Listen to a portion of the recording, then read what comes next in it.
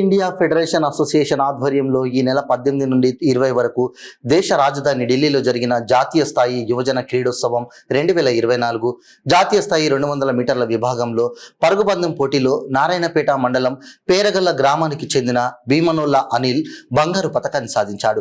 పేరపల్ల గ్రామానికి చెందిన భీమనోళ్ళ తిరుపతమ్మ మరియు హనుమంతుల కుమారుడు. ఆయన గ్రామ యువకుడు జాతీయ స్థాయిలో ప్రతిభ కనబరిచి బంగారు పతకం సాధించడం పట్ల గ్రామ శ్రీరామసేన గ్రామస్తుల ఆధ్వర్యంలో గ్రామానికి వచ్చిన యువకుడికి ఘన స్వాగతం పలికారు. ఈ మేరకు ఓపెన్ టాప్ కారులో గ్రామ పురవీధుల గుండా బ్యాండ్ మేళాలతో ఊరేగింపు నిర్వహించారు.